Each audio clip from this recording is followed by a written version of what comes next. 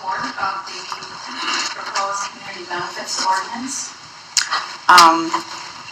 It's sad that it's taken so long to come back before council committee, but I believe that any project that is occurring in the city of Detroit should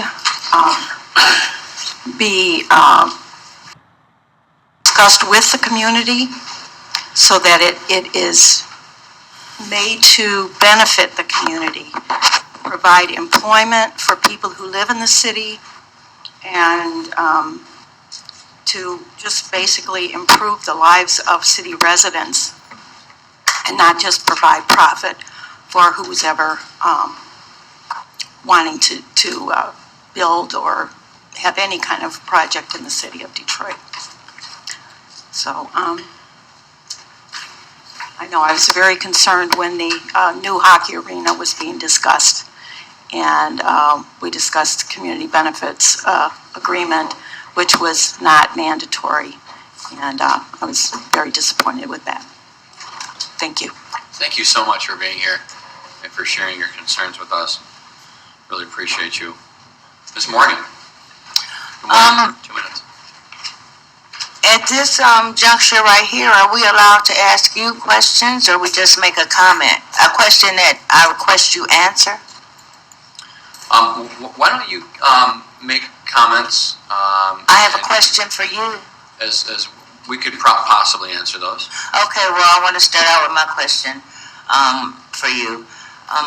This is my first time attending one of these planning committee meetings, but I've asked numerous people who are here about the CBA agreement ordinance what your position is on it, Mr. Leland, because I've been told by numerous people that you are against the CBA and that you have reservations about the CBA, and that's very concerning to me. I want to ask you, do you agree that you work for us, the citizens of Detroit?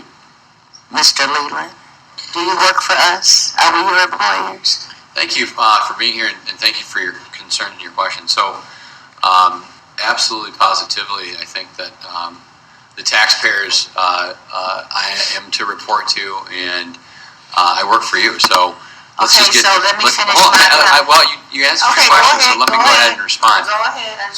So basically, as it relates to the community benefits ordinance, I think that certainly it's important that we focus on development in the beginning stages, and that means communication with residents. And so I think there's a couple different ways to do that. I think that definitely residents deserve to be at the table, and so we're going to be working through this to figure out the best way to make that happen. And so that is my answer.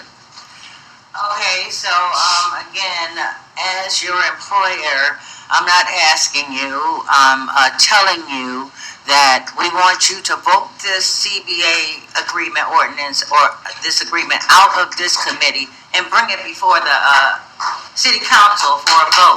Because we the people want the CBA.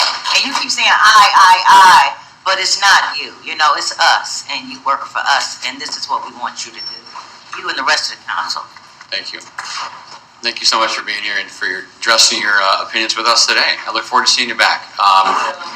And please, we'll be discussing this in just a little bit, so please feel free to stick around. Ms. Angie Webb. Hello.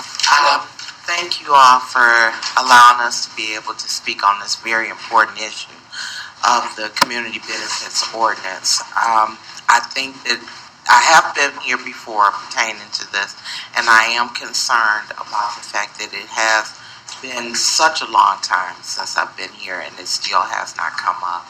So I am hoping and asking that this be heard before the committee as a whole and voted on. Even if the vote is yay or nay, at least we know something. Because this is a very important issue. It's an issue about community being involved with the process and knowing that their voice is heard when their tax dollars are being spent. So we appreciate being able to get this out of this committee and being able to move it ahead to the group as a whole to vote on. Thank you very much for your time. Thank you. And I have moved the item up in the agenda to support those that are with us today that are here on this issue. We had some public hearings to deal with earlier, and now that we're at our I went ahead and moved the item up to listen to your concerns. So thank you for being here. Please stick around. Ms. Harris. Thank you. Jocelyn Harris, are you with us? Ms. Tate? Yes, Monique Tate is my name, and I'm speaking on behalf of the Detroit Digital Justice Coalition and our support of the Community Benefits Ordinance. The request specifically, of course, is to ask it to be brought before the Council of the Whole so that it can go up for vote. And as mentioned before, it's been here an inordinate amount of time, so we at least need to know that there is concern. It's not only about community involvement, and we have identified stipulations in place so that there are thresholds as far as dollar amounts of investment before the Community Benefits Ordinance goes into place, so it won't hinder small entrepreneurs or anyone to that effect. However, though community involvement is significantly important, it will also identify to any developer coming here that there's a recognized standard in Detroit. Just even looking before the 3 Squared group that was before us, they hadn't even incorporated the 20% affordable housing into their request for tax abatement and wanting to use our tax dollars. We're just wanting it to be fully recognized and understood throughout our city. You come to us, yes, you also owe us something when you come to us because we're a viable community. We have, I'd say we have past resurgence. We are the place to be. People want to be here, and when they come here and want to be a part of Detroit, we would like them to include the community and recognize that they have a standard to comply with in order to provide and give something back to the city of Detroit. So please bring the Community Benefits Agreement Ordinance to a vote. Thank you. Thank you. Thanks for being here today. Is there a Miss Edwards or Mr. Edwards in the room? Or Jocelyn Harris? She left, she didn't stay. Okay. So we're going to end the public comment on this item only at this time, and without objection, we'll move back to the items under unfinished business.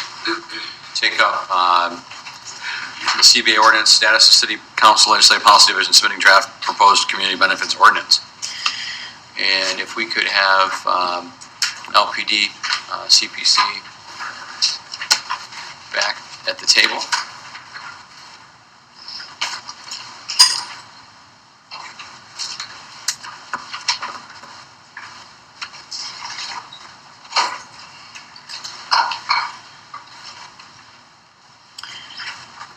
Good morning to the wise men. So we have a draft ordinance that's before us. Mr.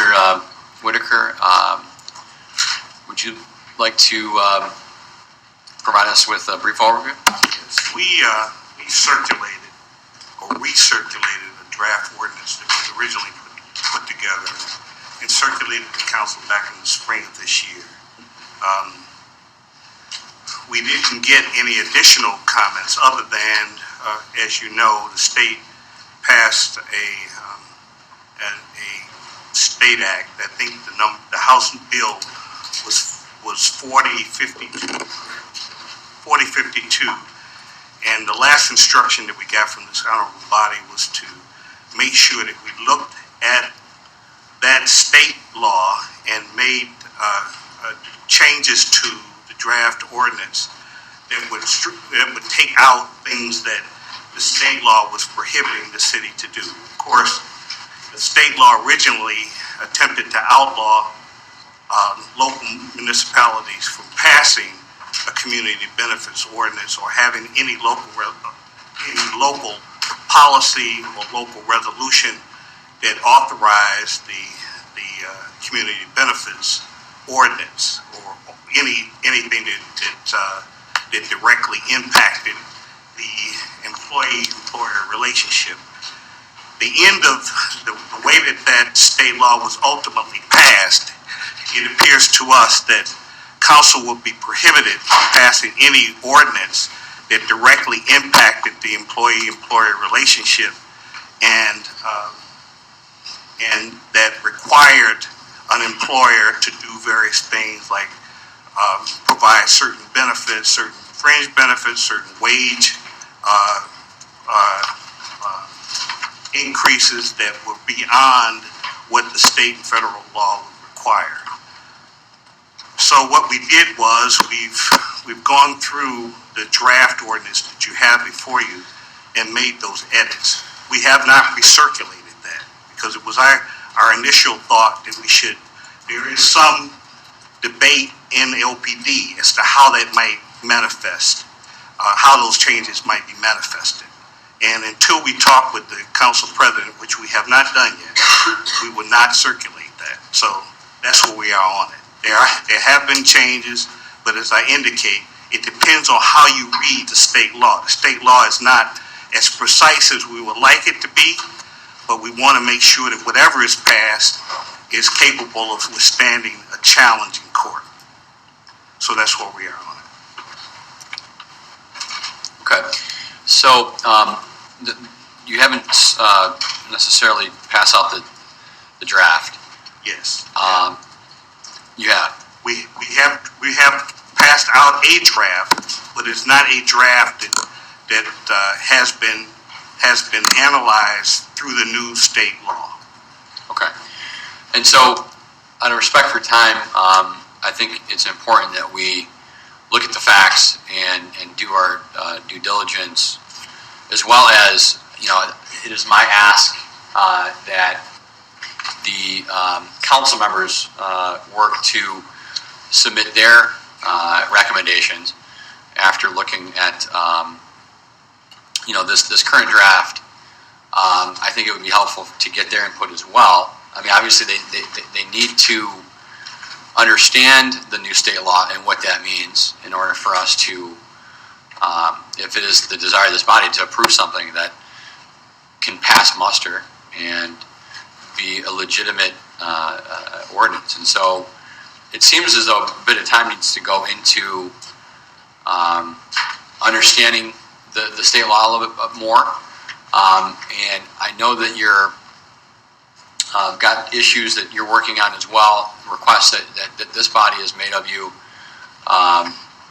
between now and when we go on break. And I want to make sure that we also recognize that the community, has been asking for a while. This item has obviously been floating out in the stratosphere for some time, and definitely it deserves a bit of our attention. How much time, sir, are you going to need to dig into the ramifications of the state law? I don't want to put any immediate timelines right yet until I find out more from the LPD, where you're at with, cutting through the details of the state legislation. Mr. Chair, our review is really complete. We just need to talk over the matter with the council president, and then we will be circulating. Certainly the state laws, the emphasis that the state legislature placed on this matter required whatever the city to do to have it be a voluntary agreement between a voluntary agreement is reached with the developer or the person receiving, in this particular instance, a tax break or a land deal that's less than market value. That's the way the current draft really reads. So the thought is that we would make the provisions voluntary, not mandatory. I think that is basically the emphasis that the state law is providing for local municipalities that want to undertake this. So we need to talk it over with the council president to determine exactly how it should look, but we will not need a long time. Council may have to give us some additional thoughts, but as far as our work is basically complete, But since we've got a difference in opinion amongst LPD lawyers, we do need to talk it over with the council president before we release it. Okay, well, the sooner the better there. And please, like to hold off before you have that opportunity, have that discussion, before we make any immediate, direction today. I want to obviously make sure that I honor that request and that you have that conversation with the council president. Another thing to consider is, there's some implications within the citizens advisory.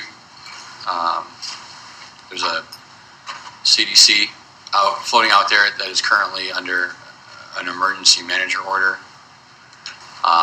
We're going to be looking at those orders, and that's also an area I think that we should think very seriously about in terms of utilizing support and public participation, because that type of body, when created, is responsible for dealing with economic development type projects. And so I think it would be helpful for this body to understand more on maybe where the community advisory groups can play a role in making their focus economic development. And as I said, we're looking forward to going over the EM orders over the next